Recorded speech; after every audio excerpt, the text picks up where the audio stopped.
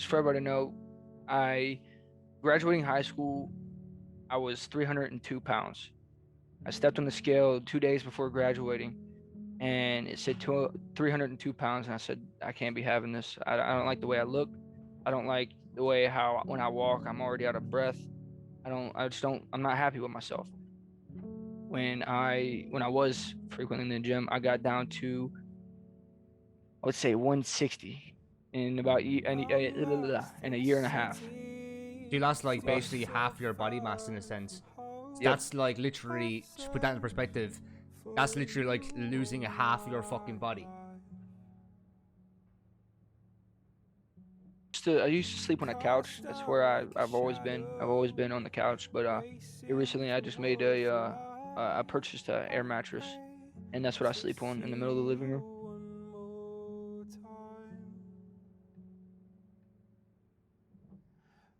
I did get to high school. It was just a bunch of like family problems I was having, and I didn't know what I wanted to do with my life. So that wasn't helping out. Because currently right now I'm going through a family divorce.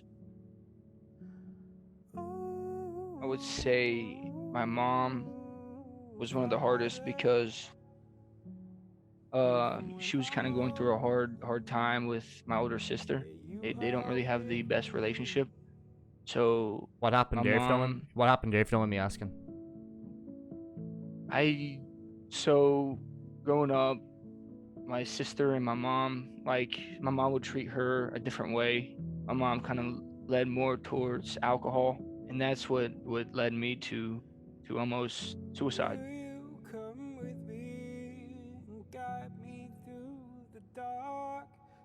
Told me that I need to keep going was the day when I tried to take my life.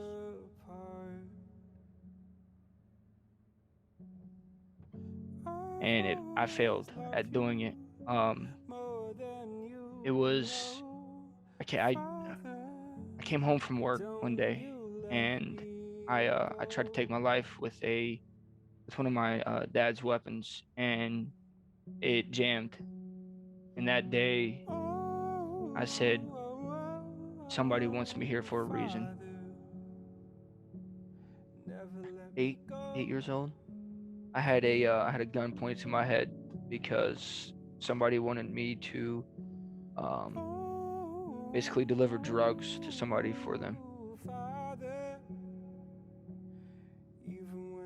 I wanted to be the main focal point of this podcast was to raise some sort of awareness of mental health. We're always kind of happy. You're kind of the most positive person that I know in the community and stuff. So it's just a lot to fucking process. Like, man, It is. it's just Crazy. The world's a fucking shit cunt of a place, and we're all just living inside it.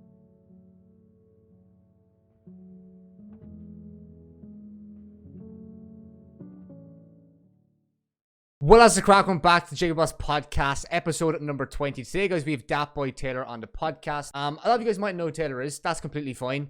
I'm not expecting you guys to know everybody who comes on the podcast. A lot of the podcast guests I've coming up soon are very, like, you know, friends of mine that I've known for a bit and stuff. So hope you guys enjoy these kind of like laid back, more kind of relaxed podcasts. Today we have ThatBoyTaylor. Taylor is a streamer over on Twitch. Very good friend of mine. I've known for like 7 months now. Good friend of Genesis, who obviously we've had in the podcast twice. So today's kind of a continuation from that story in some sense, because a lot of what we talked about in the first Genesis podcast kind of leads on to what we're going to talk about today. We did like a full like 20 minutes talking about Taylor in that podcast. So that's kind of, it's kind of an evolution, or maybe like a side story almost to Genesis, if that makes sense. So that's kind of what we're going for today. I have a lot of questions lined up here, and I hope you guys resonate with Taylor the way that I do, because Taylor for me is one of my favorite streamers to watch. Absolute inspiration. His grind, his passion for his craft is just exceptional. And I hope after today's podcast, all of you guys know who Taylor is, and I hope you guys all, you know, see what a lot of us already see with Taylor, you know? I just thought I wanted to start off a little monologue, because I really want you guys to see Taylor for who he actually is, one of the nicest guys I've met on the internet personally. If you guys like the podcast, like and subscribe if you guys are new. Obviously, we have the podcast on Spotify and iTunes as well, if you guys want to check it out on those. Yeah, let's get straight into it. There's not much more I can say, man. It's gonna be a great podcast. Hope you guys enjoy it. Let's get straight into it. Obviously, you're Taylor, ThatBoyTaylor. Yep. Just got off a big old subathon. What was it, 23 days, 24 days? 24, yeah. What was that like? Dude, it was crazy. I didn't expect it to even be 24 days. I thought it was just maybe 1, 2, 3 days here, and then just, dude, oh my God, You had a lot it of was it was people. unexpected. You had a lot of people come in and just kind of like support you for doing a subathon, which Yeah.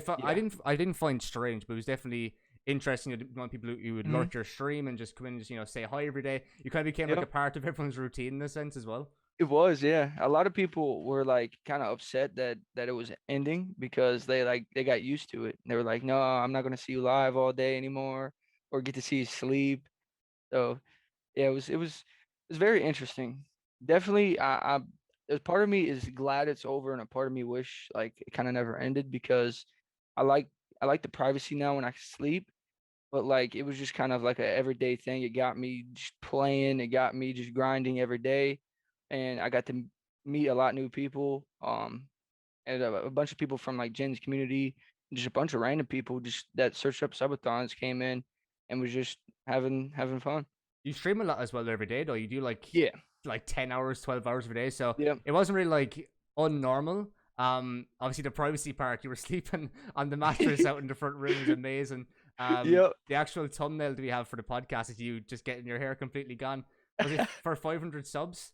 Yeah, it was 500. 500 subs, crazy. A I think mark that I never hit. So you ended with like 1,000, wasn't it? 1,012. Jesus Christ. That's mental. And Jen ended with something similar as well, Mm-hmm. 1.1k. So to see like both of the communities kind of come together and just support each other, and Yep. like it's my one saying when it comes to content and stuff. Everybody gets to eat. Everybody gets Mm-hmm. to do. Because Yep. a lot of the time when a couple of streamers come together and they kind of share some of their audience, you'll see, the audience will kind of favor towards one person or the other. But with you guys, Mm-hmm. it was just like you both were doing the sub time together, and they're kind of like, in everybody's chats. I was in yours, I was in Jen's chat, kind of just chilling and stuff. And Yep. yeah, it was really good to see that. I feel like the whole community vibe that you have building now with the was it the Taylor fam? You say fam? I call it TBT, fam. TBT fam, yeah, like Yeah. Nick Merckx, M fam. Let's Yep. go. Obviously Nick Merckx is obviously one of the big inspirations for you. Oh yeah. You want to talk about that for a second? Because I know you actually talked to Nick. Was it about a year ago, a year and a half ago, maybe? Yeah, about a year. It sucks I don't have the clip anymore because he got a DMCA strike, so he had to delete all of his clips. But so yeah, it was so he was doing it like a sub hotline where he pulled in some of his viewers to talk to, and it was just crazy because I never thought like I would talk to the guy that made me want to start doing what I do, and like just gave me that push to be like, look, I know I can do this. I just got to keep it up, keep on the grind, and just be good, and just always keep my head up. That's That's what he taught me. that's exactly it. What was Yep. I mean, when you meet your idols in a sense, Nicky's one of those for me. He's one of the top guys for me. Obviously, with streaming and content and stuff, he's just one of them. Like he's up there, top Mhm. five for sure. What was it like actually going in and talking to a person you feel like you already know because you watch these Mhm. streams every day, so you kind of feel like you already know him? What was it like just getting in there and just talking to him like one on one? It, dude. As soon as I got dragged into that channel, like I started shaking. I was like, "Oh my God!" Like I was just shaking. Like, I couldn't barely talk. He was like, "You all right?" I was like, "Yeah, man. It was just this is awesome, bro." And we were just laughing for a good like. Usually, um, he would give his viewers like 30 to 40 seconds. We were in there for about 2 minutes just chatting, and that was just it was mind blowing. Nick's definitely one of those guys as well. It's like you can't really put on a persona when you're streaming for 12 hours a day.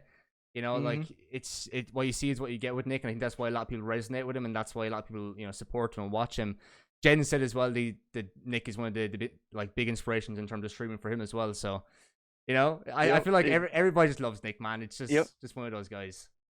Dude, he's just hilarious. Like anything he does is just funny, and him playing Warzone all day, he gets tired of it, but he's always fucking laughing around, having the crack, and just doing stupid stuff. Having the crack, you've gotten a bit of the Irish slang going. Love Yep, to see yep. that. Yeah. Man, you've been spending way too much time with me, Jetty, all the boys, because Mhm. you've kind of rubbed off on us, and we've rubbed off on you as well in a really, good way. Yeah. Yep. Like we say y'all now. No one would have taught an Irish fella in their 30s like Jenny be saying y'all.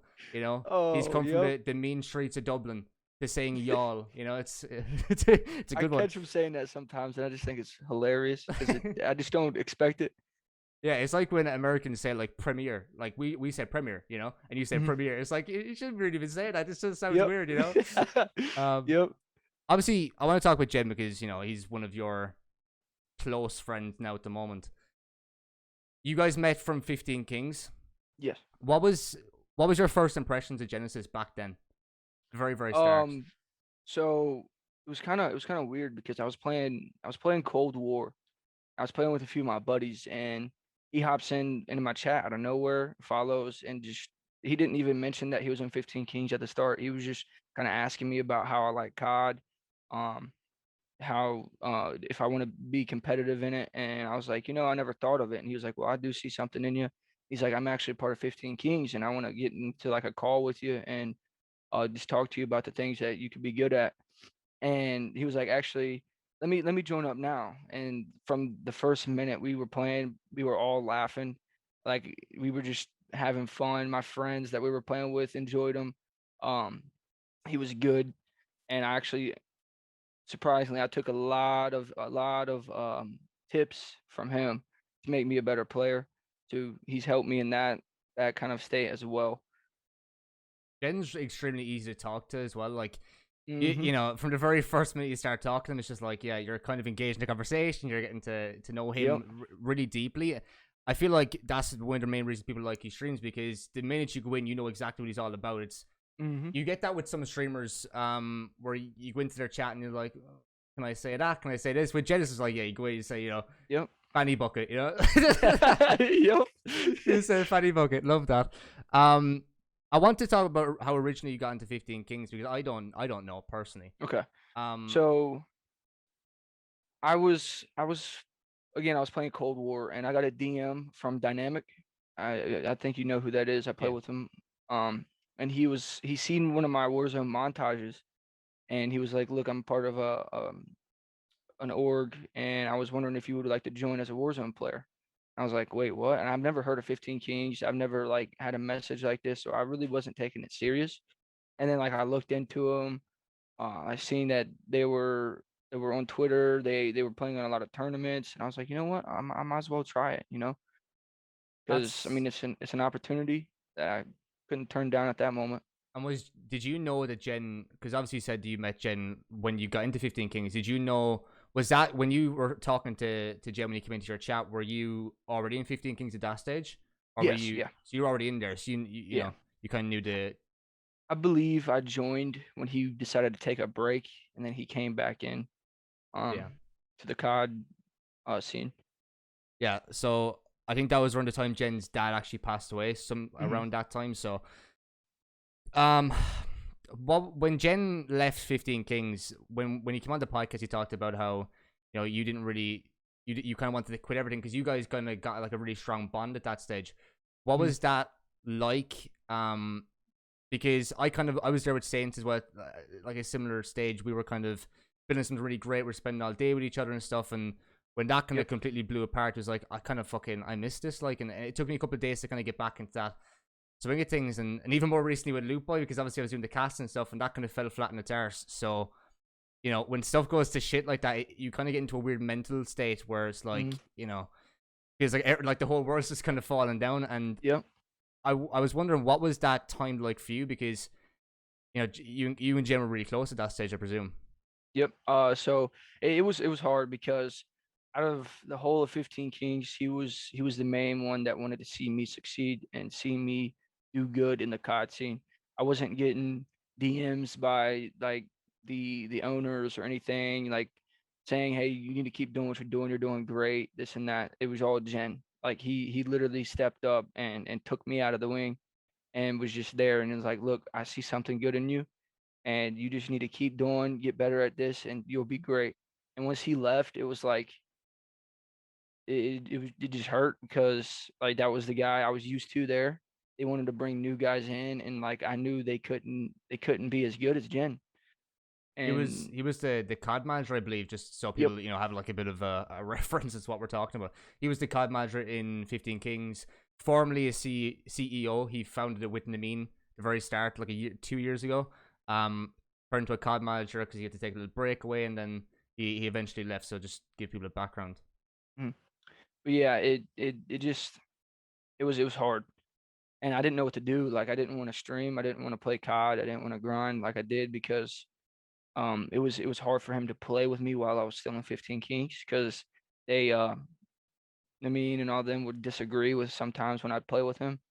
And like I was basically just in the center of drama every single day, and I don't like drama. I hate being in it because I had to grow up with it. So something I didn't like, and it just took my passion away from gaming at that time.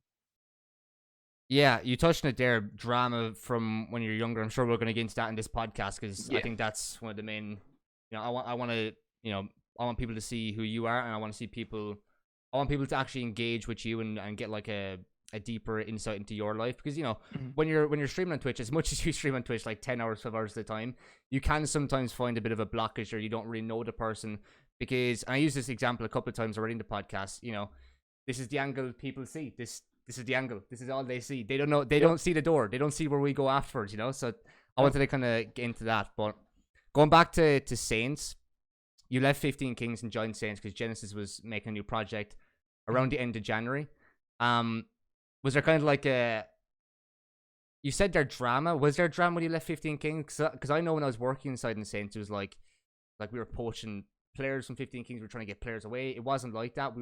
Jen Mhm. just saw that you were really unhappy, and Yep. he wanted to bring you across. Did, what was that experience like?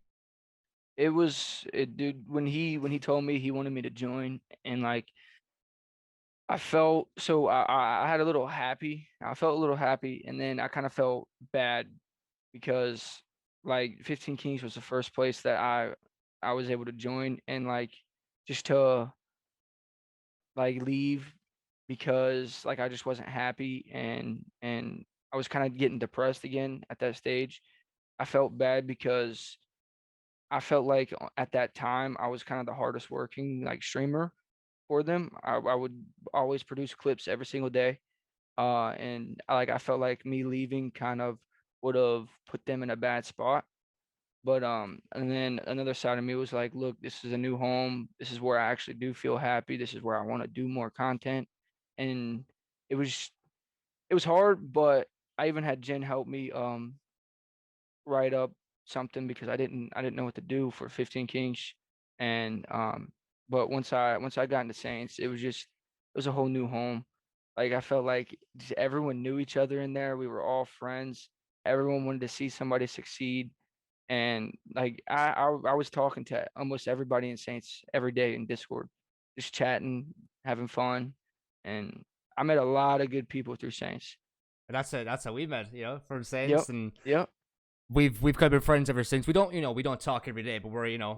mutual friends. Yeah. We know each other. Yep. We know what each other's about. We know what we like, and I think we have very similar morals actually as well. Obviously, the Mhm. Nick Merckx influence, we're kind of very similar in that regard. I definitely see that. Um, in terms of Saints, I feel like with Saints, it was extremely. It's unlike anything that I felt in esports. It just because you're working every day with your friends. It was like going to a content house and you're just with a couple of Yep. lads every single day, and you and Jim were obviously very good off camera. So whenever Jim would get off work, he's straight over to you into your car, and he was just Yep. always interacting with everybody, and he was extremely helpful for me. And I don't give him enough credit actually for that because in terms of the podcast and stuff, I wouldn't have. I was trying to restart it. Um, I was taking like a break from like content and trying to break into something more long form like the podcast. So Jim Mhm. was one of the guys who was like, if you want to do the podcast, we're going to sponsor the podcast, we're going to help you, and we're going to get that out there. So that opportunity for me was massive. And even just getting involved in this community, and I'm sure you've kind of felt that as well. It's Mhm. just like it kind of blows you away a little bit because you've Spud and all these really generous people who just come in and just throw money. It's like Yep. thanks for the money, I appreciate it. It's like what do you keep saying? It's like every day they just give you like money. It's like what the fuck? You guys are so generous, and an amazing community that you've kind of merged and built together. Mhm. Um, and I feel like that was all because of Saints.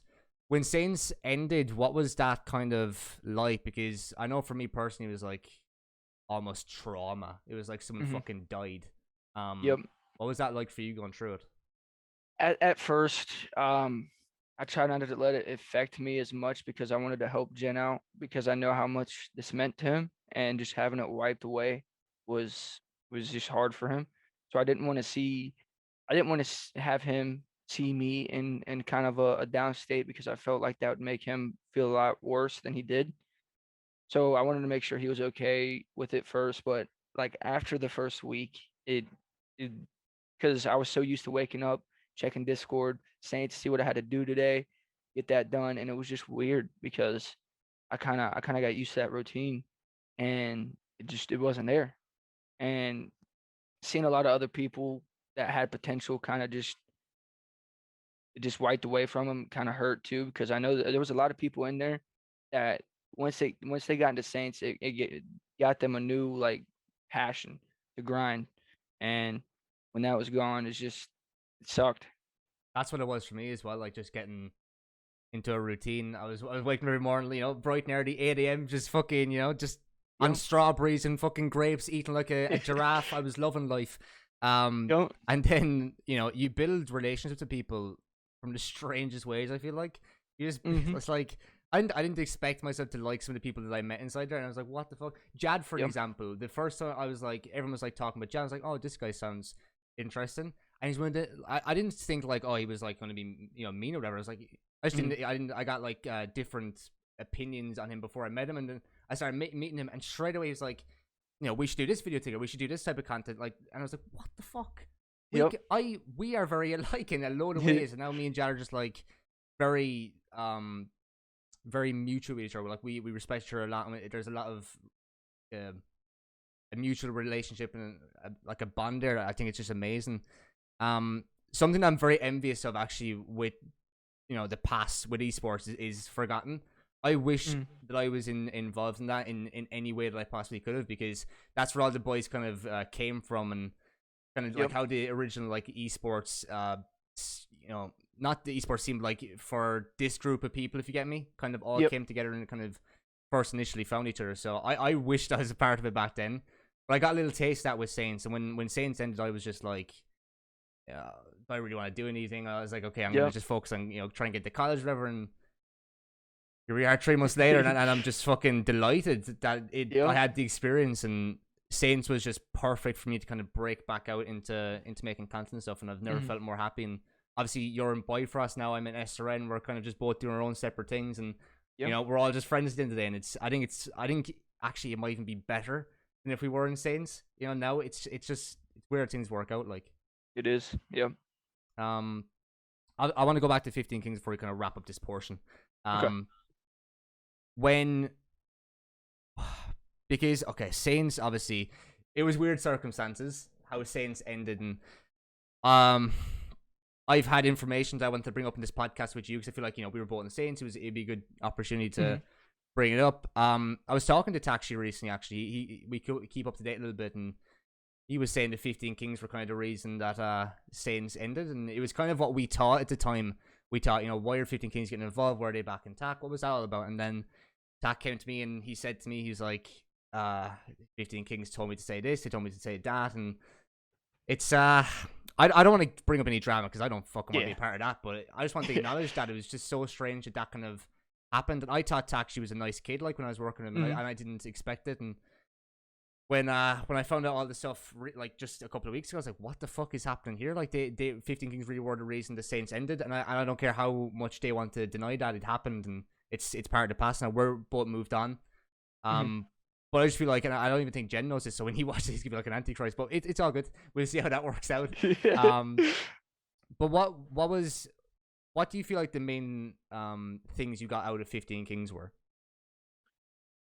Main things. It's a good question. Got me thinking. Get fucked. Yeah. Um, I'll tell you one thing. With how I left and with how like kind of me and the me fell apart because like we were friends. We were talking. We would talk here and there when I was inside. But it taught me to always keep grinding no matter what. Like something bad could happen, but there's always going to be a better option. and that's what they That's taught me. that's perfect because I feel like we've experienced it a couple of times. You with 15 Kings, me with Saints, and you. I've experienced it again this week, and I don't want to keep bringing it up because it's your podcast. I want to talk about you and stuff in your life. It's gonna be a long podcast, boys. Stay where the fuck we are, we'll get into it. Trust. Yep. But I feel like, especially the last couple of days of Loop Boy getting kind of let off from there. It's like everyone's kind of said to me, remember Saints, remember what happened there, remember kind of where you've gone from Saints, you kind of gone from here to here, and it's just like there's levels to these things, and everything kind of happens for a reason. I just want to wrap up this part of the podcast by saying I don't actually have a problem with 15 Kings. I think they're running fine. They're doing what they want to do, and kind of just moving on. But I feel like there's no love lost. It's kind of like old wounds in a sense. It's just like whatever. But yeah, there's no drama there, and that whole stuff with Tachi just really fucked me off when I heard about it. So I just wanted to bring it up in the podcast. Yep. You talked about competitive Call of Duty and how Jen kind of got that out of you. Were you always like a massive fan of Call of Duty? Like, Oh yeah, I've played Call of Duty ever since I was, I think, 8 years old. I would no 7, because I used to play the campaigns all day every day because I didn't have any internet. Then once I got internet, like I started playing online. I started like just doing crazy stuff, going crazy. I actually learned from my sister. She was actually a better Call of Duty player than me when I was growing up, and so that kind of was like, I can't have that. So I was like, look, one day I'm gonna be better than her, and that's what made me want to grind and actually be good at the game. what was the first Call of Duty you actually played? First COD I played, I think it was World at War. Banger. Yes. Yep. That was a great game, and it kind of stands out as well as like one of the better games like that they've made because I don't know if you have the same opinion, but the last couple of CODs I've not really engaged in. I love Warzone. Don't get me wrong with Warzone, but the last couple of CODs I've been like, Yeah. will I, I don't know if that's to do with like, is the format just the same? How are they really innovated? Something I absolutely loved actually was Advanced Warfare. People give it a load of shit. I fucking love that game. It's definitely there for me. I enjoyed it. Top 4, maybe 5 CODs. What was the first console you played COD on? Was it Xbox? I played it on PlayStation 3. I was Oh, always a W. PlayStation guy. Such a W. I love you even more after hearing that. That's amazing. Yep. All my friends were on Xbox at the time, and I was on PS3, and I was like, yeah, fuck you guys. I'm just gonna do my own thing. Yep. First COD that I ever played, I think, was fuck me, Black Ops 1, 2009, 10. That for me, and I think it'll always be my favorite Call of Duty just because of the memories. It's like Fortnite. It's like, even the game's kind of gone to shit now, but back in the day, it was like, oh yeah, It was, yep. that's what you wake up to play. Yep. Modern Warfare 3, great game. Ghost, Oh, I man. like Ghost as well. Me too. Started kind of competitive Call of Duty. So, what would you feel like your favorite competitive Call of Duty is? Because not your favorite, but you're the most competitive, the one that you kind of got the most like, kind of like sportsmanship, kind of grinding that game. Black Ops 2, 100%. W, love that. Black Ops 2 I is one of the best. Yep. So I was still young back in the day, but I would watch all the pros back then, and that was something I wanted to do, but I was too young at the time. But I couldn't even play like wagers or any tournaments, so it kind of sucked. But like I kind of made up my own tournaments, my friends, and like kind of made up our own wagers as well, and we acted like it was like the COD pro scene, but with us. So that kind of gave me another spark of like, man, I really want to go competitive. I actually get that a lot because that was I feel like everyone who played Call of Duty kind of played ranked and stuff. S&D, fuck me, that was such a fantastic time in my life, man. Yep. 2015 with Advanced Warfare, me and S&D, we were like, fucking, I just wake up every day and be like, yeah, that game is just, I'm going to be inside you today. Great game all around. I loved it. But that was kind of start for competitive with me. And do you feel like that's kind of carried over into Warzone? Because obviously I'm playing a couple of tournaments recently. The most recent one, if you want to talk about it as well, what's happened there? Dude, so I've played in about 6 tournaments. The second to last tournament I played, we got so it was a $5,000 tournament, and basically we won. But a day later, they told us 2 teams bought in before or after the time period and scored a higher score than you. So basically, they signed up late and they gave them the winnings. So that kind of like killed me on my competitive grind. And then the first tournament I come back into, I got to deal with the same thing with, oh, we cheated when one of our teammates, he had like 2 he had 2 billion damage taken in a game. And I was like, hold up. First off, if you really think about it, that's impossible.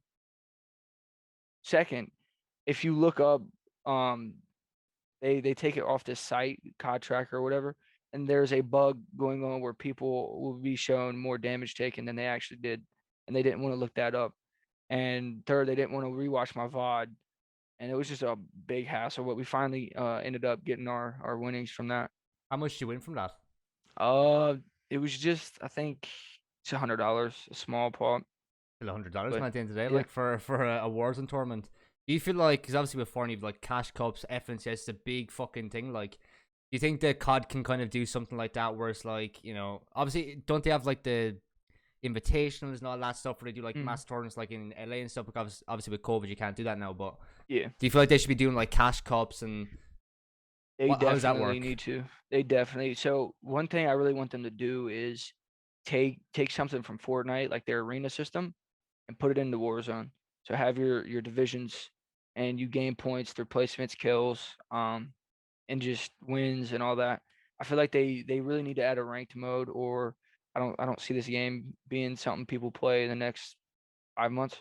It's so strange, isn't it, actually? Because all the Call of Duty games I've been playing the last like 10, 12 years have all been, skill-based matchmaking, all that Mm-hmm. stuff. Um, it's strange actually that there isn't like a ranked Warzone place, because Yeah. they've always had ranked in all the Call of Duty Yep. games they've had in the past. It just feels like the natural progression of Warzone, I feel like. Mm-hmm. Um, do you think the integrity of the game is there? Because obviously there's a lot of cheating going on. It seems like an easier game to cheat in than Fortnite, and that's saying something, because there's a lot of soft Mm-hmm. aim and all that shit. So, what's the integrity like with the actual game competitive wise? It's dude, it's hard. It's I don't know. It's kind of making me not want to be Let's just get competitive straight into it then. on Fuck it, Warzone at you the know? moment, just because of all the cheaters. Because you can't do anything about it. Exactly. Yep. Um, I was thinking of a question there and I completely fucking forgot what it was. Um, what was your favorite meta in Warzone? Because I haven't been playing Warzone in about fucking probably actually like properly grinding the game in probably about 11 months. My favorite meta Really, was the Grow MP5. Fucking love that shit, baby. That was that's amazing. mine. Oh Yep. yeah. The Oh, Growl MP5. I just wish I could go back to that meta with the way I play now, and it would just, oh man. you have like the AMAX now. And it's just like Mm. LMG weapons. The is it the brewer or the brewster? The Bruin. The Bruin, like Yeah. I can't stand LMG metas at all. LMG Me neither. metas just fucking break my bollocks. Um, Mm-hmm. just yeah, no, not for me. I just pain, all Yep. pain. Um, I want to kind of move off of COD because a lot of people obviously Okay. won't be into COD and stuff. So Yeah. I wanted to obviously, because the M fam is a massive inspiration to you. Do you feel like that's the way you want your stream to kind of be represented? You know, what's like the Yeah. morals of your stream, and what's kind of like what can people expect from you as a streamer, and how can they kind of engage with you in terms of like a personal level, Yeah. So I don't want it to be just like how the infam is. I kind of want to put my own like twist on it. But I've definitely been taking like points on what he does and how he runs his community. But people can always expect me to be real no matter what like situation I'm in. I'm always going to be real with everybody. I'm always going to be there for anybody that needs that help or that needs somebody to talk to. And definitely in the future, if things keep going the way they are, I, they're going to expect a lot of things back towards the community, not just for myself. They're doing a lot of stuff at the moment, them fam, with like get better together, all the weight loss stuff. You actually had your own little weight loss journey as well. I don't know how that's going for you, Yep. because lockdown's fucking a pain in the bollocks. I can't be arsed working out myself. I just kind of every day I'm getting fatter and closer to death, and it's completely fine. But what? Because you lost a lot of weight. You Mhm. were a big guy. You were extra large. You were Yep. like if Genesis was mixed with Homer Simpson kind of thing. Yep. What was that like for you, and what was kind of the inspiration to getting fitter and getting healthier? So, just for everybody to know, I graduating high school, I was 302 pounds. I stepped on the scale 2 days before graduating, and it said 302 pounds, and I said, I can't be having this. I don't like the way I look. I don't like the way how when I walk, I'm already out of breath. I just don't. I'm not happy with myself. Um, so I started watching like weight loss videos and just kind of get like some inspiration because I didn't have any motivation to do anything. And then one day Nick Merckx was talking about how he was starting up his weight loss thing and like how he was working out with people and going to be putting up videos. And I used that as a small motivation to help me start working out. It was hard at first, but I started like 2 days a week and then eventually went to 3 days, 4 days. And I don't, with how COVID is now, I'm not in the gym, but when I was frequently in the gym, I got down to, I would say, 160 in about in a year and a half. You lost like Lost. basically half your body mass in a sense. Yep. That's like literally, to put that in perspective, that's literally like losing a half of your fucking body. It's like someone just fucking split in the middle, half you is gone, it's just gone, just fuck off. That's Yep. crazy to me. You've lost half your body weight. That's such a great achievement to say you've actually done that. Like that's just, that blows Mhm. my mind. And I know that people have gone through like weight loss stuff personally, Mhm. um, on YouTube or in IRL and stuff like that, and not a lot of them can say that, bro. Yep. It's a big fucking thing to lose half of your body weight. It's just crazy to even fucking think about. I don't know Um, if you know who Greek God is on no. Twitch. Have you heard of him? Well, I believe he was near the 500-pound mark, and in about 2 years he lost like 300 and some pounds, and now he's skinny, very skinny. That was another thing that motivated me, because I was in that spot. I wanted to be the Twitch streamer, and when I seen somebody on that journey and just lose all that weight, I was like, wow, if he can do it, I can do it. When did you start streaming? What year? What like month? Kind of. So I've had my Twitch account for about 3 years, and I would just stream stupid stuff like maybe 20 minutes. But I took it seriously about 9 months ago. I was on 30 followers, and I quit my job because it was very toxic. It was a very toxic environment, and I was like, look, I'm gonna give myself a year, see where it goes, and if it doesn't go anywhere, then I'll figure something out. But if it does, we're gonna keep going at it. And it hasn't even been a year yet, and we've already smashed a lot of goals. How long did you think it would take for you to, if you were to do it full time? How long did you take, like in your mind back then? How long did you give yourself, like how long did you give yourself to say, okay, if it's not a full time thing by this time, that you kind of like walk away? Was that ever like a conversation in your head? Yes, a lot. Because at the start, like I wasn't seeing anything. Like um, no followers, no viewers. It was just me sitting here. Um, so I kind of had to like get it into my head that I really wanted this, and that I can't be worrying about how it is at the start, because it's not easy. It's not going to be easy. It's a grind you have to do, and it just comes over time. So there were a few times where I thought about like I'm not even gonna give it a year. Like I just want to quit now, but I stuck to it, and I'm here now. How long did it take you to start like seeing significant growth? Because you think you have about 1.2K followers, maybe probably more. I don't know exactly how One many. 1.7, 1.7. 1.7K. Yep. 500 maybe botted followers, so we say 1.2K. I was right. But yeah, what was like? Who were the first like people that you saw kind of in your stream initially, and that kind of are still here now from a year ago? um. So you know who Tanner is, right? Yeah. Yep. He was the first like main watcher in my stream.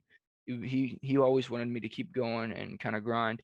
Some of my RL buddies, they still hop in, they still support. And that was about it for now. I would say there was a few people that I would play Modern Warfare Search, and they hop in every now and then. They follow me. They catch up and chat. But yeah, it was basically just the kind of like the close friends I had at that moment kind of helped me get that affiliate mark, and then keep grinding. About a year ago, how like when you were like when you stream and obviously you talk about your weight loss stuff there. If Mhm. I presume about a year ago, a year and a half ago, you would have been a bit bigger than you are now. Am I right in Yep. saying that? Yep. Did you ever get like people who come in and kind of try and target your insecurities and try and bring you down in that Oh yeah, sort of way? How did you deal 100%. with that? Um, so at first, like when you have people call you that, you're like, oh, it's not you're not gonna affect me. No, it is you saying that's not gonna hurt, but it does. It kind of kills you inside a little bit because you're like, wow, these people think this of me. Like, imagine like if I had a bigger spotlight, what would I, well, the amount of bad negativity I would receive. But I've kind of learned to like it. I like having that negative energy and that like that hate put towards me because it puts something in me that makes me want to keep grinding to get to a point and look back on it and be like, look, you were talking this on me now look at me. That's the That I best. That's kind the of best mindset. I feel like I yep. get a lot of cunts who come into my streams or even on videos. I feel like in videos it hurts a bit more. I mean, Mhm. they can say it live. It's like, yeah, go on, fuck yourself, off with you. Yep. You're good. When I say it in my videos, because I put a lot of effort into my videos and the video work that I do, and when I get negative comment, it's like not really to do with the video. It's like, did you watch that? We saying the same shit here. You seen what I seen. You see, it's just I get where those people come from, and it's like I've learned to devalue them, but I've also learned to take that and kind of use it to be like, go fuck yourself. Mhm. I'm gonna Yep. get bigger than that. That's a good mentality to have. Mhm. Um, do you remember? I won't remember that actually. Sorry, I won't bring it up. There was like a couple of people who come in and they would on alt accounts and they'd say shit to you, and I saw it back then. It was like, just fucking push them off. It was just ban them straight, and I love that. And I take Yep. that example. I don't know. You probably don't remember, but it was just an alt account come in, just started chatting shit, and you just ban them straight away. It's like laugh it Yep. off, and I kind of use that example a lot in my head, and I'm like, okay, well, Taylor's saying to fuck off. I should probably do the same. Yep. And I got on a couple of weeks ago, and he was said similar things. Like he kind of relishes that negative energy that you said. Just like bring it on. And it actually makes the stream a bit funnier as well because it kind Mhm. of doesn't make you take yourself way too seriously at times, Yep. and just come in. Some fella just calls you a little bellend. You're just a little cunt. You look like a cunt. You look like a horse's arse. And it's like, yeah, just start fucking chatting shit back. It's Yep. great. It's good fun. It is. Um, you said a couple of minutes ago about a job that you had during streaming. What jobs have you had in your you know you're 19 now, right? Yep. So what jobs So have you had in the last couple of years then? I only had one job, and when I turned 16, I wanted to get a job. And it was at a fast food restaurant called Dairy Queen. I don't know if you guys have them out there, Like but is that like frozen yogurt ice cream? so it's like ice cream and food. So they have both. Put Yeah. ice just put ice cream into hot dogs, love it. Oh, but yeah. So I worked there for about 2.5 years. Um, and things just kind of got toxic. I got to a point where I was going to be like a kind of a manager there, and then it kind of just got thrown out the window, and I just didn't enjoy it, and I wasn't happy waking up every day going to work, and I was like, screw this. And what sucked about it was literally a week after I quit or like I left the job, COVID happened. It just broke out, and it made it so hard to find like another job because I would apply and just nothing, no calls. People would say, "Yeah, we are not accepting applications because of COVID," and that was another main reason why I started streaming in this time. What was so toxic about that job you didn't really go into? What was like when you say you didn't want to go into work every day? What was like the exact reasons? Obviously, don't name names, or whatever. But like, Yeah, what were like the main factors? As like you didn't want to go in, you didn't really want to do that anymore. What was that job like? they kept telling me with how much I was making, I was overpaid, I was too lazy, um, and how just I mean, I would show up to work every day. I would be the one doing almost everything. I'd be doing work for people that when they didn't want to do it, and like I was always there 15, 20 minutes early, and just hearing that you're lazy, you're overpaid, um, and stuff like that was just like, wow, really? And is It just was that obviously because most fast food restaurants in Ireland are all like minimum wage, so it would have been like bottom of the pay structure, if that makes sense, like minimum wage. Yeah. Like, so for someone to kind of say that to you, and I know you personally, you do work your arse off with everything you try and do. Hmm. Even last night we were watching the UFC at like, for me it was like 4 o'clock in the morning. You're like, oh, I might be able to get a clip up there. Let me just go back into VOD and stuff. So you're very hard Yep. working. And I definitely see that, like, if you were working in a fast food restaurant, like, kind of take responsibility, overwork, make sure no one else is kind of like struggling or whatever. And Hmm. for someone to say it to you, I'm kind of angry for you in a sense. And I know when people are gonna watch it, like, what the fuck? How can you like say that to somebody that you're working with or working for? Doesn't Yep. really make sense to me in my head. It doesn't. Me neither.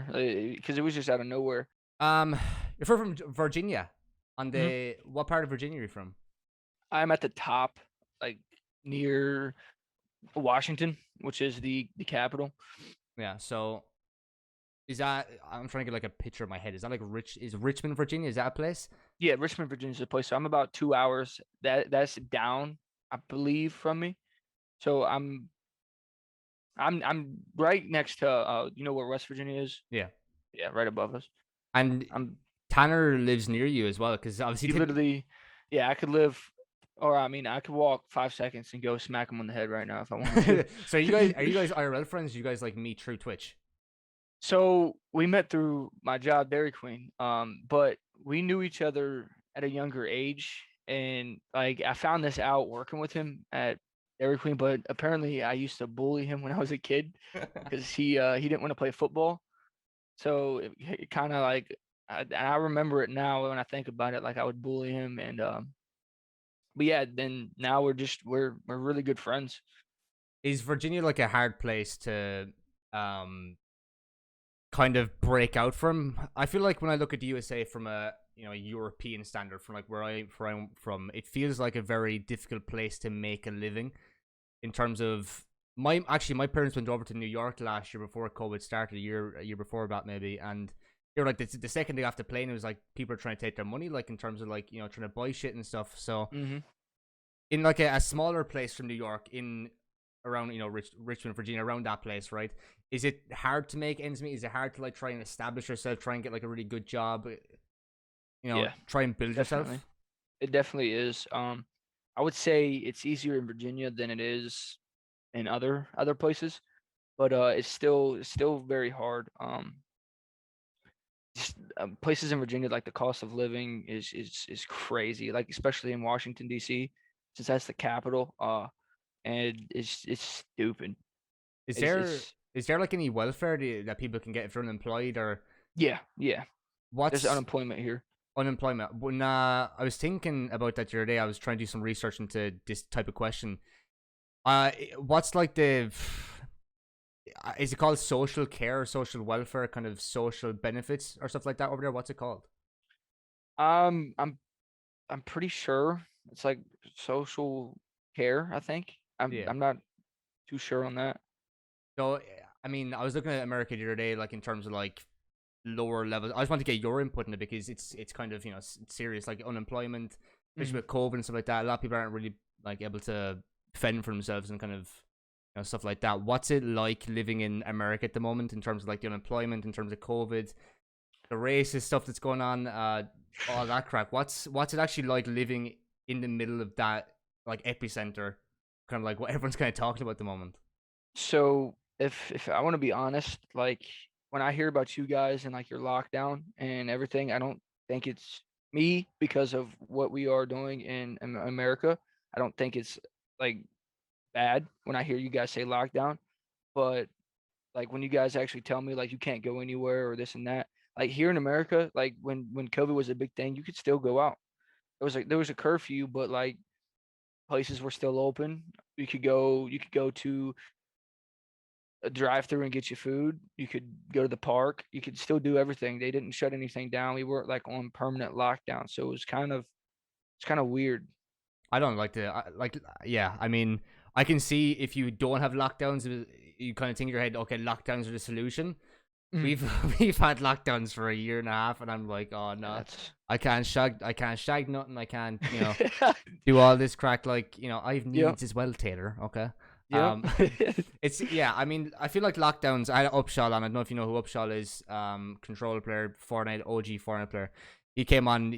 up in Canada, it's like, it's pretty okay up there. There's not a lot of cases in terms of COVID and Hmm. stuff, and they don't have any lockdowns. And it's like it's so interesting to see how people have, like, different countries have handled the pandemic. Yep. Because over here it's like, the country should have been shut down about 2 weeks before it actually was, and that 2 weeks that we actually had was the reason the entire country got infected in the first place. So over here it's fucking terrible. And in Mm. America, because there's such a massive population, um I think actually the COVID relief over in America has been better in terms of, like, getting the vaccines rolled out. It's kind of, really, it's kind of fast. Yep. Is that, do you kind of get that same sense? Is it kind of, it's Yeah, kind of loosening quicker, if that makes sense? it is. Yep. I mean, because like I'm glad we started to produce all these vaccines because the cases over here were just crazy, and with like they weren't doing anything about it. Like we were getting cases, so many cases a day, but we were still able to walk around. I mean, you had to wear a mask, but like you can still go anywhere.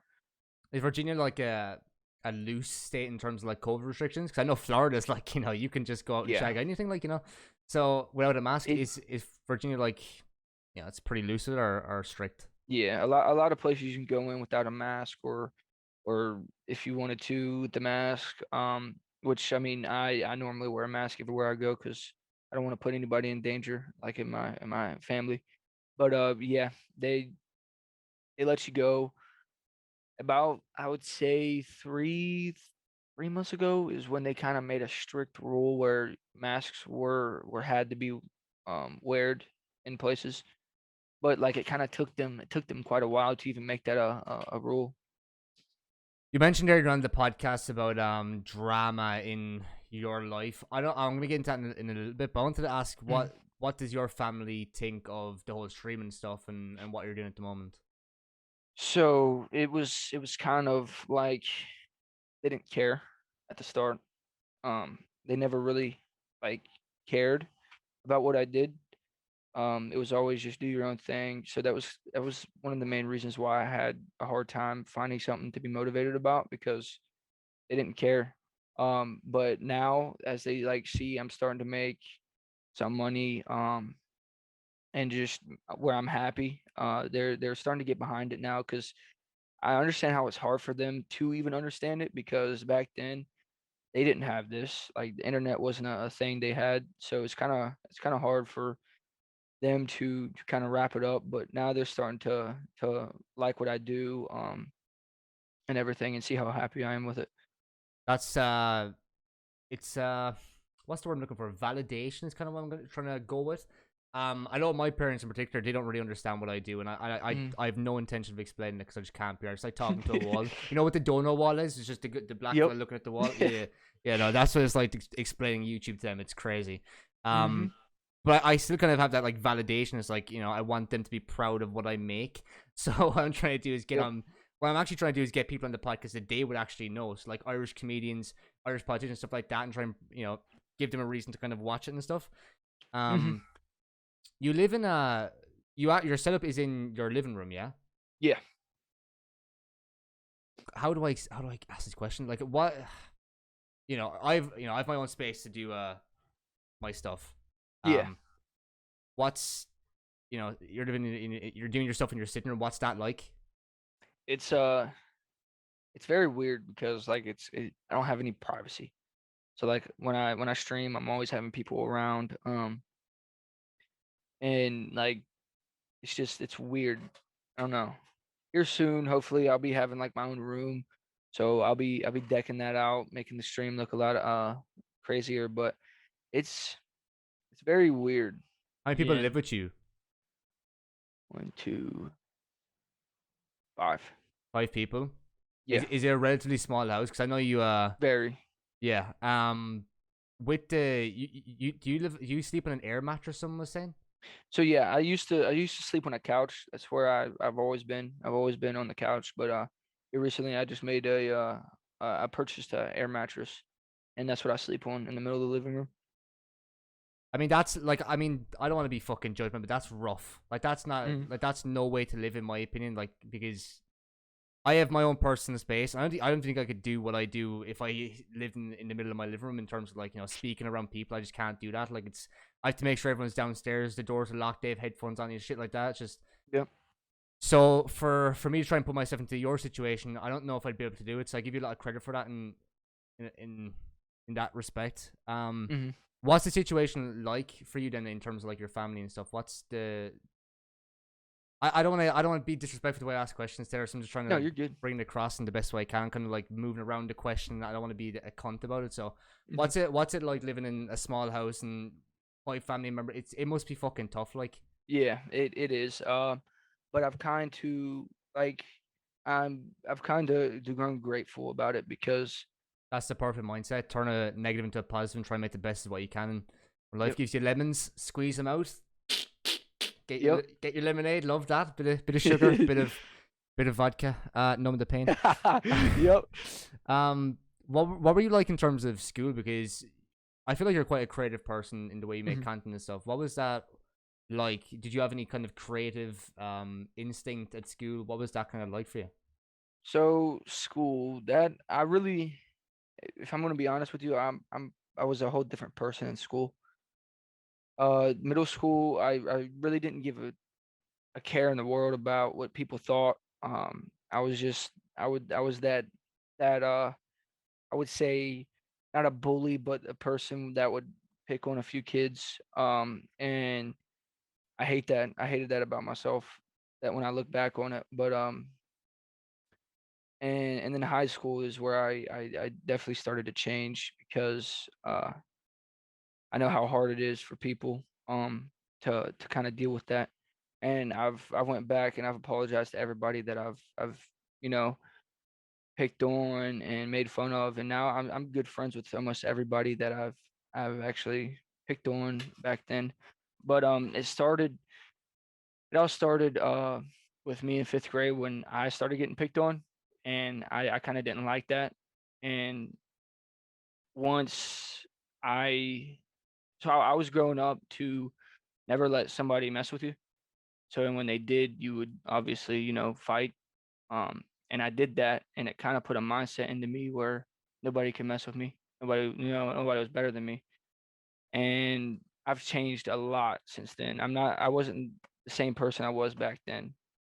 What was your mental health like going through that? Because bullying's not like Mm, fuck me. It actually fucks me off because there was a couple of people in my stream the other day and they were picking on a woman who came in and subscribed. I was like, what? What are you fucking? What are you even like looking like? People that judge you before you even fucking talk are the people that I can't stand the most because they don't even give you a mhm. chance to get to know you. Just they jump in assumptions. They see maybe your Twitter profile and they're like, oh, this is what I think of this guy, and that won't change, and that really fucks me off a lot actually. And Yep. um, I get a lot of assumptions made about me in terms of like, just fucking look at him. He's fucking rich. He's minted, absolutely rich. Because I have set up whatever, and Mhm. so I get that a lot, and it's kind of like I'm like a privileged person, even though my mother and father both on social, like the social welfare, whatever. Mhm. I'm trying to get a job. I can't find a job because of COVID. So people don't actually ever realize who you are. They just make their Yep. assumptions of what they see and what they perceive to be their reality, I guess. Yep. Um, have you ever had any like dark times in terms of like, you know, obviously because the weight issue back then, a few years back, Mhm. you ever have like any dark times or any like really just mentally really tough, gritty times in your life? 100%. Yeah. So back in high school, is when it kind of hit me hard because like growing up, I never really, dealt with that until I did get to high school. It was just a bunch of like family problems I was having, and I didn't know what I wanted to do with my life. So that wasn't helping out. Because currently right now I'm going through a family divorce, so it's hard. Um, but yeah, back then it was hard. I had a lot of hard times, and somehow I made it out, but it was a lot of like family issues, I would say. Um, yeah. You can talk about anything, bro. Like Okay. you don't have to you don't have to let back. I'm here to talk, and if you don't want to put it into the podcast, I'm here to talk about it. Like so. Yeah, we're good. Um, So I would say my mom was one of the hardest because she was kind of going through a hard time with my older sister. They don't really have the best relationship. So What my happened there? If you don't mind, mom, what happened there? If you don't mind me asking. I so growing up, my sister and my mom, like my mom would treat her a different way, and kind of because it was her first kid. So my mom was kind of like holding on to her. She didn't want her to go, and my older sister sees that in a different way. She sees that as her holding her back on being able to do things that she could have done. When my mom, it was her first kid, so she was kind of scared to see her leave. And with them not having the good, like I would say, relationship, my mom kind of led more towards alcohol and just drinking every day, drinking every night. Not kind of, I couldn't have a real like um Conversation or like a conversation, yeah, with her without her being drunk or just drinking all the time. So seeing that was hurtful because I knew something was bothering her, but I couldn't talk to her about anything. Um, and seeing your parents struggle with something is one of the worst because you always see them as like the strongest people in your life, and when they are breaking down and they are hurting, it's very bad when like me. I've had that a few times with me and my parents as well. Like there's times where you physically can't intervene in terms of like they just have to sort it themselves. You being involved kind of is the last thing that they want because they don't want you to get Mhm. hurt. They don't want you to feel what they're feeling. Yep. I can't talk about on this podcast about what I want to go through, but maybe sometime in the future I can talk about it. But for now, it's like like about 4 or 5 years ago with my parents, it was like they were going through a really tough time and they didn't really see a way to resolve that. And my dad trying to protect me and try and give me the best lifestyle I possibly can have, stuck with Mhm. it and kind of built in that relationship. You said your mother and father are going through like a divorce now. Is Yeah. that kind of obviously this podcast is about you, and I just kind of want to talk about that for a second because I feel like the way your parents are around you, the way they interact, and the way that they kind of feel themselves and represent themselves is kind of like how you kind of grow up and Mhm. it kind of all works together. So I want to try and get like a better understanding about how you kind of grew up and stuff. And is did that divorce ever kind of like, or did that issue at home ever kind of like, you know, bring you down, or Oh how yeah. did that kind of like feel for you then? 100%. Because I grew up with them, always being together, them, being happy. But as I grew older, I could start seeing them like kind of fall out of the love that they had, and it was a pain. That's kind of what started like my bad depression stage. Because I was in it bad. Because I thought um with them, getting a divorce, I didn't want to love one more than the other because I've always known them together. And so it was hard. What was the question again? Sorry. How did your parents kind of, how did you feel when your parents are kind of going through that rough patch, and what was it like for you going through that? Because you seem quite like close with your mom, like because Mm. she did the shavy on the heady Yep. heady back when you're doing the subathon and stuff. So you guys must have like a decent relationship. Um, Yeah. what was that? We What was that entire time like for you going through that? Like, is what I kind of wanted to get at. okay, so me and her really didn't have the best relationship because like I said, when she leaned more towards drinking, she would say things to me and she wouldn't even know it because she was drunk, and just hearing that from your mom, it was just kind of hurtful. But and that's what led me to almost suicide, literally. Um, but I stuck with it, and we're a lot better now. She doesn't drink as often anymore, and we've built this really good relationship again. So now it's just the divorce part is kind of hurtful some days. Some days I'll try not to show it like on stream, but it's kind of hard not to. Yeah. And so yeah, that's That fucking sucks, bro. I feel in that, like, because like my parents literally like just one fucking kind of like one pillar left, just fucking holding it together. So mm, you know, it could have gone either way with them. And I get you. I feel you. I'm there with you. I can understand that kind of frustration. Maybe not on the level you have, but I can see it, and I can I can see what you've gone through. In terms of depression, how did you kind of how would you come out of that? Because that's not. So I've never been that far, as you know. You said suicide. I've never been there. I've never been that mental space.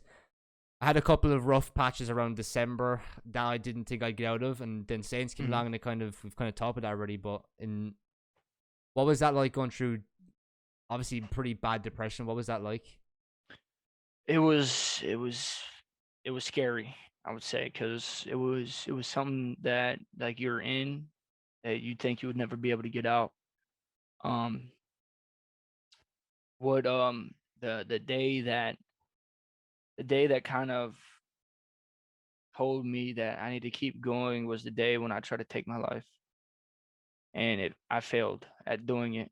Um, it was I ca I came home from work one day, and I tried to take my life with one of my dad's weapons, and it jammed. And that day, I said, "Somebody wants me here for a reason. If they didn't want me here, this gun wouldn't have jammed." So from then on out, I told myself, "I'm gonna get out of this. I'm gonna keep going. I'm gonna be the best person I could ever be." And that's kind of what led me to right now. Was that like that was your turning point? That was like the big kind of point in your life where it's like, yeah, I'm kind of gonna move on and kind of be better. Mhm. Um, have you ever had any people around you that have gone through suicide or have done like you've been really affected by depression? Yes. Did I've had a few friends from high school actually pass away because of suicide, because of depression, when I didn't realize they were even going through that. So that's it's hard. that's the worst feeling as well when you feel like, why didn't they talk to you? Why didn't they come to you? Why didn't they, you know, that sort of stuff? And Mhm, I see it so clear now because you help a lot of people with that sort of stuff in the community. I know Jen mhm, does as well. There's a couple of people, there's a guy in 15 Kings, obviously, what mentioned that you were kind of like, you know, can you get through to Jen? We need to get through to him and stuff. And even last weekend when Genesis was doing the drinky stuff on stream, is like, you know, you that kind of instinct took over in a mhm. sense. It was like, you know, you protect your friends and stuff. So I can see that, Yep. and that kind of, I understand that. Um, you don't you don't drink a lot in terms of like, I don't see you drinking a lot. Would that be down to your parents in the past and stuff you've had? Yes. It's I I that's the main reason why, is because I kind of grew up around that literally every day. When I grew up, it was my dad, um, every day, and when that finally stopped, year or two later, then my mom started, and like so it was just seeing both of them constantly drinking every day, and I didn't really want to do it, had no interest, but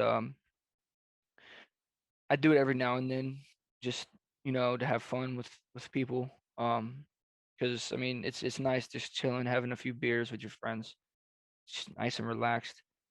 But that'd be the main reason why you don't see me do it a lot and as I often. I noticed that as well last week when Jen was saying, you know, come on, drink on stream, and you were like, it's only fucking 2 in the afternoon, man. It's like, because obviously we've very different cultures, and you know, in Ireland is like, you know, we're literally little ginger leprechauns who love drinking and a lot of Yeah. alcohol at once, and we love that. It's kind of like a social thing as well, like so. Mhm. It's just, it's kind of you feel like you can talk to somebody when you're when you're kind of drunk and stuff, and it's just like it's like a lubricant, a social lubricant. Yep. Um, and I saw it last week. Jen was trying to get you to drink and stuff. I was like, Jen, come on, cop on. And the DM was like, come on, just leave him be. I kind of put a little arm around you and say, you just do what you want to fucking do. Because I knew you didn't want to drink and stuff, and I don't want Yeah. Jen to infect you with his alcoholism. You know, joking, joke. It was a joke. Jen didn't fucking kill me. Yeah. Um, But yeah, what I wanted to actually ask you about that situation last week, because what was it like seeing your friend kind of go through something that you didn't really have a control over? Like you couldn't like go over to Jen's house, like like stop what you're fucking doing. Hmm. What was that like? Because obviously you've had a couple of people who've committed suicide around you in your It friend group in the was past. What was that like? it's terrifying. Because knowing that I couldn't be right there to help him was scary because all I could see is an image of him through the camera. I couldn't be there next to him to just help him.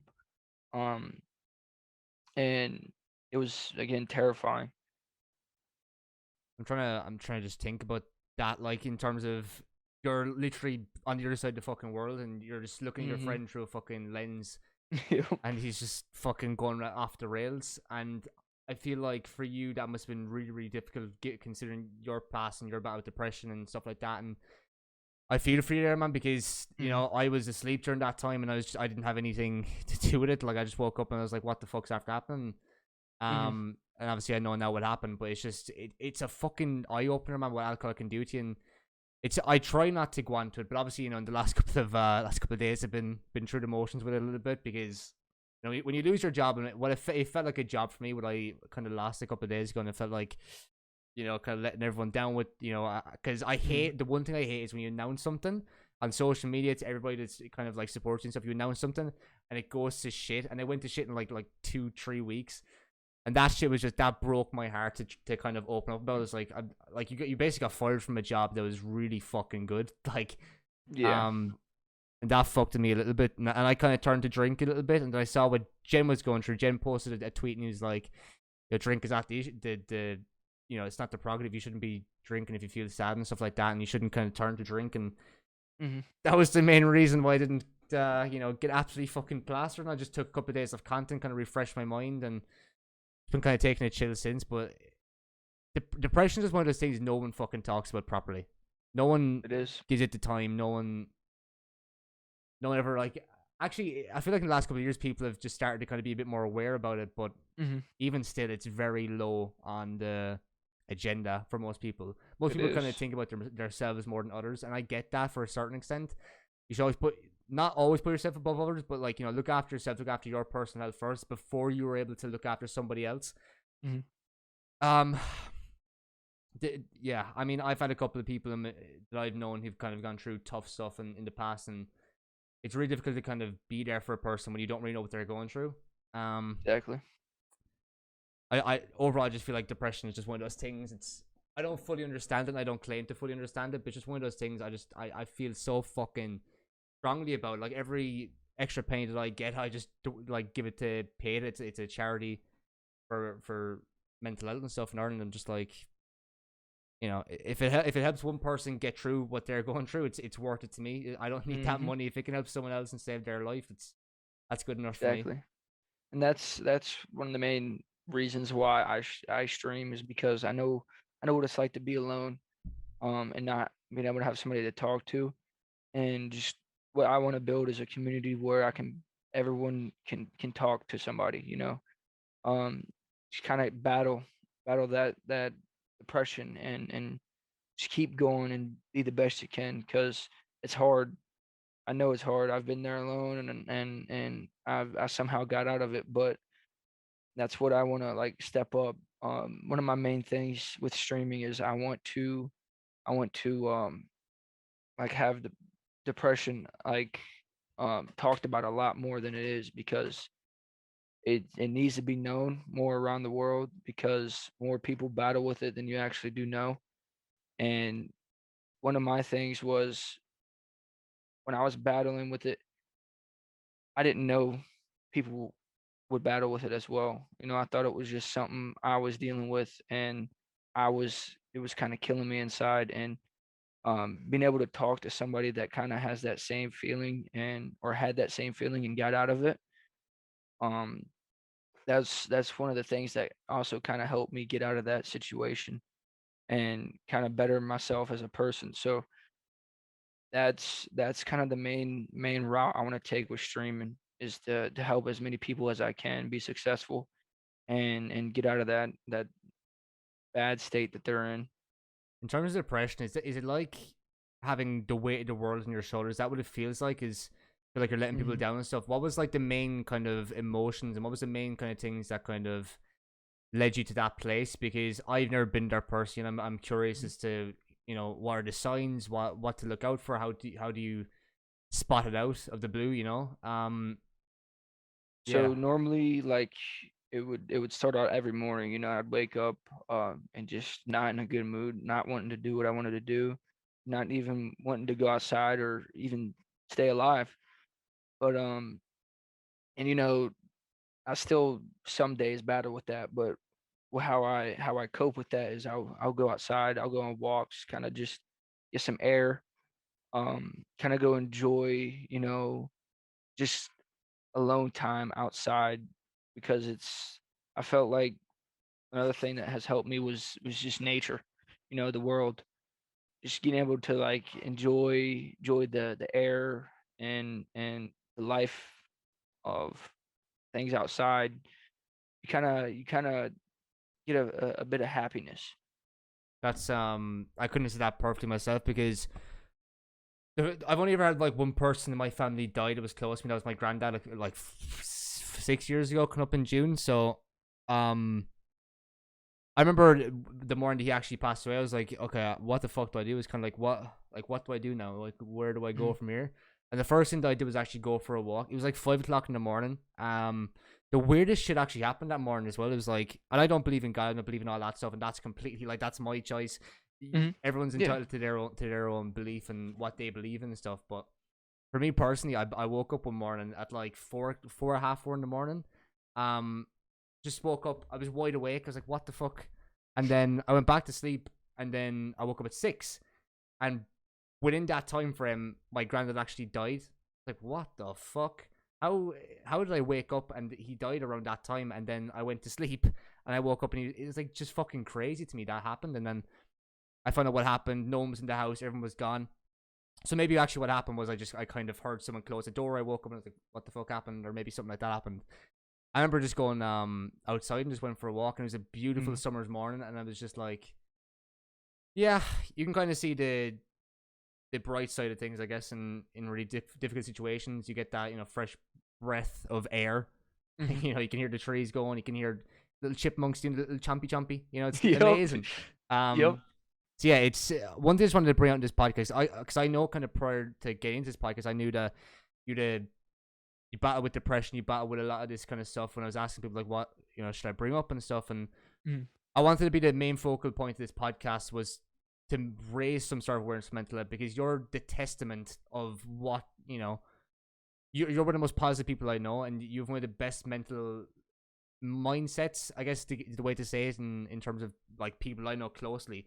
You're always kind Mhm. of happy. You're kind of the most positive person that I know in the community and stuff. So to see that you've gone from such a dark and difficult place to being one of the nicest, genuine, kind guys on the fucking internet really just blows me away. And I just want to Mhm. thank you for all the like the kindness you bring into this world and into our community, man. Yeah. I just want to be that inspiration to a lot of people. I want to be the person that will help multiple different people get through things. It's always something I wanted to do, whether it was like through motivational speaking, be or just traveling the world and just kind of helping people like a counselor. That was something I always wanted to do, and I feel like with Twitch I can take that to a whole new level. That's amazing. You remind me of a guy that I don't know, but I've known of and I've heard of him and stuff before, and I've watched podcasts that he's been on. His name is Nick Yaris. He served like 20 years on death row. Um, Mm, and he was wrongly convicted for a crime, put onto death row, marked for death, pretty much, given absolutely no help in, you know, the social aspect of life. You know, like he was given no advantages, no help in his life, and he's put on death row. And he kind of, you know, whenever when he's inside in prison, he kind of just thought, okay, what can I learn from this? What kind of mental health, like what mental attitude can I take out of this experience?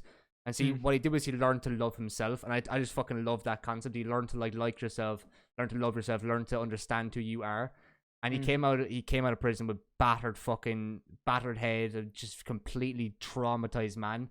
And he was just happy because he found who he was inside, and just the most amazing story. Yep. I saw him on the True Geordie podcast, Joe Rogan's podcast as well, and he's just an amazing speaker, and he does a lot of public speaking, a lot of like going to like schools and stuff and showing people like how what it's like going through all this stuff and his life. Mm-hmm. And actually at the moment, and the reason I want to bring it up is because at the moment he's a full-time public speaker, so he goes around to people, schools and hospitals and stuff, and he does like public speaking, and he can't do that because of COVID. He can't do any of that. So he lost his job, couldn't pay for his rent, couldn't pay for anything. He's living in a caravan on up in the north of California. I don't know what that's place is called, above Oregon. Is it called Oregon? Oregon. So what? Oh shoot! I don't even know my own map. Okay. I think it's Oregon, above California, around that place Yeah. anyway. And yeah, he's he's just struggling again, and still he's just a positive influence. And I always see his stuff Mm-hmm. on Instagram, and he's going through the toughest fucking time, the toughest that I've actually seen a person physically go through, and he's just happy because he knows who he is, and he's just, you know, he wants other Awesome. people to be happy, and he knows what he's about and stuff. And I just absolutely love that story. He's Mm-hmm. actually one of the main people I'd love to get on the podcast someday, because, you know, it's just I just love all that like motivational stuff, man. It makes me Yep. happier, and even if he's 100%. going through a shit time, at least he's making someone else's day a bit better. So Yep. it just puts it into perspective, man. And I really appreciate you like sharing all that stuff with me, because I know a lot of people just would come on and just wouldn't say that stuff. And Mm-hmm. you and Jen have been really open with your experiences and stuff in the past with depression and, you know, all that stuff. And I wanted to ask you about your childhood, actually, because what were you like growing up in terms of, you talk about your middle school experience, and you were kind of like a, you know, a bully in a sense. So what was Mm-hmm. that? What was your childhood like? Your early life?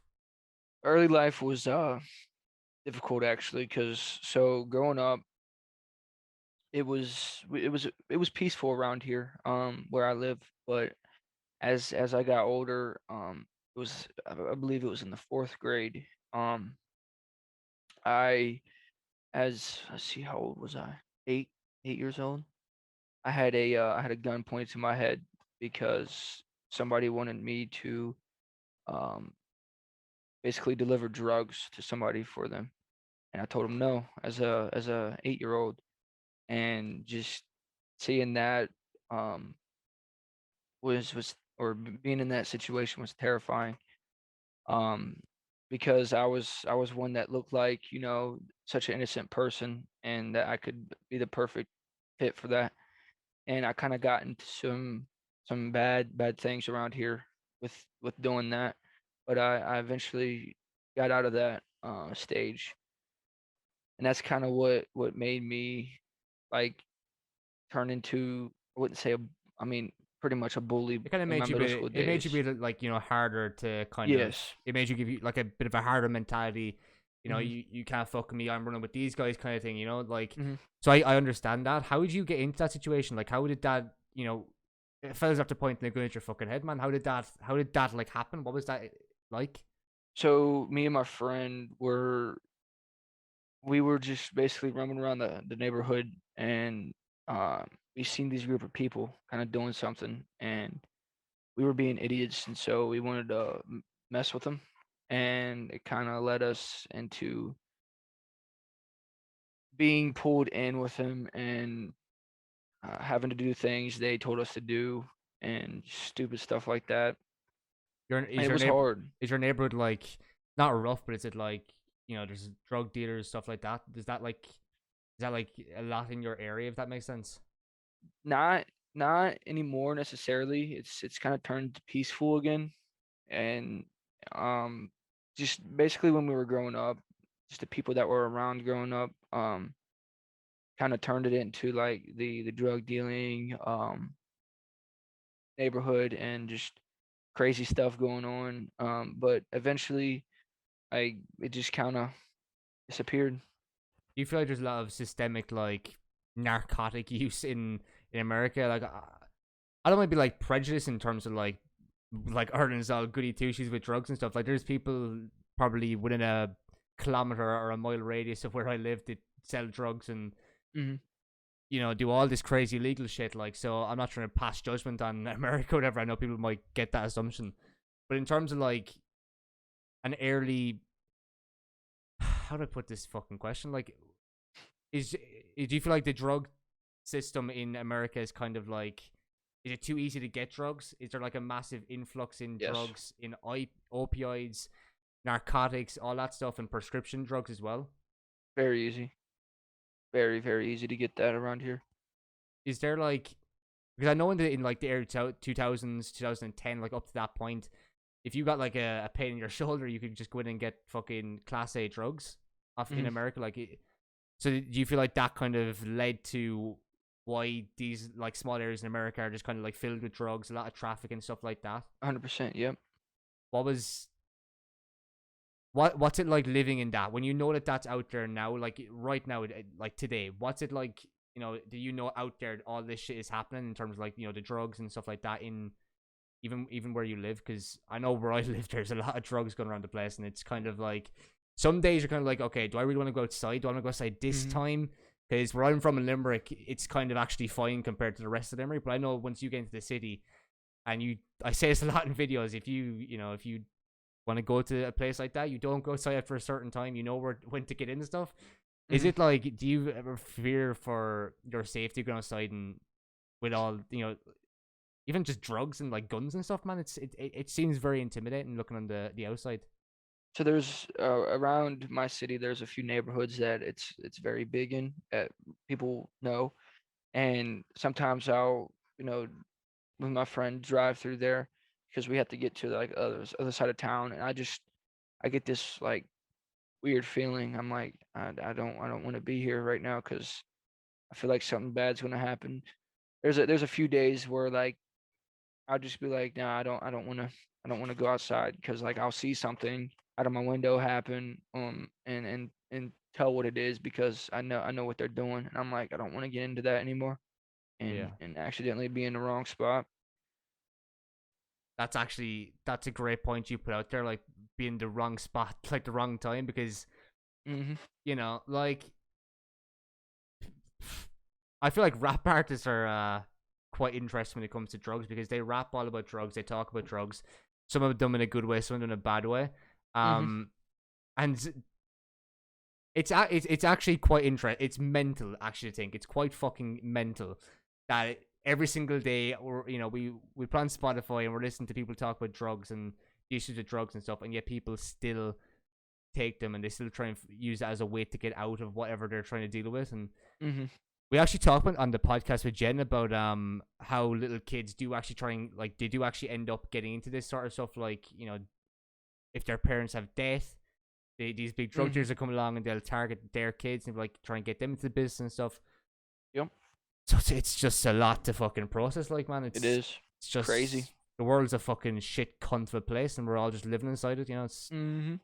it's just crazy, man. Yep. I'm just trying to like get over what you said there in terms of like your your past experience. You've been through a fucking shit ton at the age of 19. I think that's the main thing I want to get across this podcast. Yeah. I normally wouldn't get people who are just like 18, 19 the podcast. JSM, yeah. Yeah. Yeah, he wants to come on the podcast. I'm like, bro, you've not even lived a portion of your life in terms of like you're 17. Like, there's not much to talk about, and Mhm. with you, it's just completely different. I was like, I want to get you on the podcast. I know that you've gone through some stuff, and I want you to talk about it and get it off your chest. Is there Yep. anything else that you feel like you need to say in this podcast that would be beneficial to someone listening? Just to always stay true to yourself and always stay blessed to whatever you have. Because, like I said earlier, somebody can have less than what you have. That's, I mean, you've heard there, lads. Like, it's just fucking. Yeah, you're on a mattress in your fucking living room, man. It's just, I don't feel sorry for you. I just feel like, Mhm. I want to put my fucking arm around you and just, fucking help you out. It's just the natural, like, nature of people. I love you so much, and I don't want you to go through any bad part, like, any Mhm. bad parts of your life. It's just, I feel for you, man. Appreciate it. For that fucking shit time, and I appreciate talking about it. Like, Always, man. what's the long? Actually, first of all, what have your friends been like in this time, the last like year? Because you've gone through stuff in the last year, and like Mhm. with Sane 15 Kings, all that stuff. So what have your friends been like, your close friends, even like Tanner and Tarp and stuff? What have they been like for you, like? Great. They've been like nothing but supportive. It's kind of crazy because all my friends just want to see me do this. They see me being the streamer that they watch every day, and it's amazing You definitely the having that. potential. Definitely the potential, man. I don't say it about a lot of people, but like I remember back in Saints, me and Jim were always saying like Taylor's the type of guy we need to fucking get him on different platforms, get him on focus on YouTube, TikTok and stuff. And Mhm. you need to you need to do YouTube, man. You need to get on that Yeah, fucking shit and just I do. take a day off of streaming, just get that shit out, like at least maybe 1-2 videos a week on Warzone Okay. and stuff like that. Because there's guys like Josh who'll fucking help you out. And even if I have to pay for Mhm. Josh, I'll fucking pay him because me and Josh have a really good relationship. He does all the thumbnails and stuff. If you ever need a fucking thumbnail for a video, you need editing done, I'll fucking pay for it, man. I'll do that for you, man, because you've so much potential in terms of content, man. It's crazy. Um, yeah, I'm just blown away with this whole. It's been a great one, truly. Mhm. What's next for you then? What's the long term goal? What's the even the short term goal for you with streaming and content and stuff? Definitely to like you said, grow on all different platforms. I want to start getting content, definitely a lot of content out on YouTube. I want to kind of change up what I do on TikTok, kind of make it like a funnier, like kind of way to like promote my channel and what I do in streams and stuff. And long-term goal, definitely to start kind of trying to get like some sponsorships here and there. Sponsorships. You definitely be into this into Scuff, G for all Mhm. those guys, the big Yep. fucking guys. Man, I used to be obsessed with G Fuel, and in terms of like that is a sponsorship I want, and I won't settle for anything less. Like it's just to have like a brand like that back what you do is probably the biggest fucking inspiration you could have. Yep. Imagine if you have to say like use code TVT for 20% off G for like fuck me, That man, would that's yeah, that crazy. would be crazy. That'd be That's wild. that's. I mean, if Nick Merckx can do it, and he's obviously amazing, but if Nick Merckx can do it, anybody can do it, and I think that's the main Exactly. inspiration you can take from him. If he can do Mhm. it, you can do it, and that's you have to have that mindset going into content and streaming. Like if these guys can do it, you can do it. You have the personality to do it. You have the natural raw tools to get to where you want to be, and I wish you all the best luck with it, man. Mm, appreciate it. Let's go. I'm gonna wrap it up there because it's getting late for me. I'm trying to get Okay. these whole fucking time zones. You're good. I've a guy from another guy from America on Wednesday, and I'm like, oh yeah, shit. Let's try and get the time zones sorted. Let's try and get no sleep. So Uh-huh. yeah, I mean, obviously people can check you out TBT, twitch.tv/ThatBoyTaylor TV. Mhm. Recent name change Yep. by me. Love Yep. that. Thanks to you. Yep. YouTube, all that shit. I'll leave everything in the description. Go support Taylor on everything. If you don't, I'm cutting your dick off. If you don't have a dick, you're just getting, I don't know, the people whose dicks I cut off, I'm going to sew it onto you. All right. So, yeah. Do you wanna do the outro, Taylor? Peace and love, all that shit. um, I mean, what I usually say at the end of my stream is I've said it twice in here, but I'll say it again. Always stay true to yourself and stay blessed. Perfect. Peace and love, baby. See you in the next Yep. one. Cheers.